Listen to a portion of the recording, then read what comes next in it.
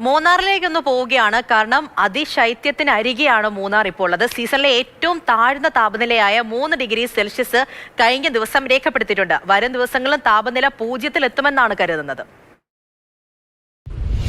മൂന്നാർ അതിശൈത്യത്തിന്റെ വക്കിലേക്ക് എത്തുകയാണ്. ഇന്നലെയാണ് ഈ സീസണിലെ ഏറ്റവും കുറഞ്ഞ താപനില 3 ഡിഗ്രി രേഖപ്പെടുത്തിയത്. ചെണ്ടുവര അതോടൊപ്പം തന്നെ മൂന്നാർ ടൗണിന്റെ സമീപത്തുള്ള പ്രദേശങ്ങളിൽ പുലർച്ചെ 3 ഡിഗ്രി വരെ കുറഞ്ഞ താപനില രേഖപ്പെടുത്തി. എന്നാൽ ഇന്നത്തെ കണക്കുകൾ എത്തുമ്പോൾ ഇന്നലത്തേതിനേക്കാൾ കുറച്ചുകൂടി താപനില കൂടുതലാണ്. എങ്കിലും ഒരു ശരാശരി വിവിധ പ്രദേശങ്ങളിൽ ഒരു 5 ഡിഗ്രിയാണ് മൂന്നാറിലെ താപനില, കുറഞ്ഞ താപനില എന്ന് പറയാൻ കഴിയും.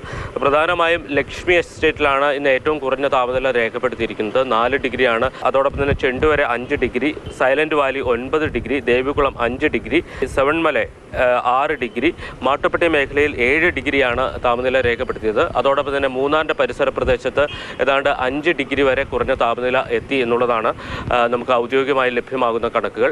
മുൻ വർഷങ്ങളിൽ ഏതാണ്ട് ഇതേ സമയത്ത് തന്നെ താപനില 0 ഡിഗ്രിയിലേക്ക് എത്തിയിരുന്നു. എന്നാൽ മുൻ വർഷങ്ങളുമായി താരതമ്യം ചെയ്യുമ്പോൾ ഇടുക്കി ജില്ലയിൽ പരക്കെ തണുപ്പ് കൂടുതലാണ്. ഇടുക്കി ജില്ലയിൽ മാത്രമല്ല, സംസ്ഥാനത്തിന്റെ വിവിധ സ്ഥലങ്ങളിലും സാധാരണയിൽ കൂടുതൽ തണുപ്പ് അനുഭവപ്പെടുന്നുണ്ട്. സ്വാഭാവികമായും ഇത്തവണ വിനോദസഞ്ചാരികൾക്ക് ആസ്വദിക്കാൻ കഴിയുന്ന ഒരു താപനില മൂന്നാറിൽ ലഭ്യമാകും എന്നാണ് കരുതുന്നത്. എന്തായാലും വരുന്ന 2 ദിവസം ഇടുക്കി ജില്ലയിൽ നേരിയ മഴയ്ക്ക് സാധ്യത പ്രഖ്യാപിച്ചിട്ടുണ്ട്.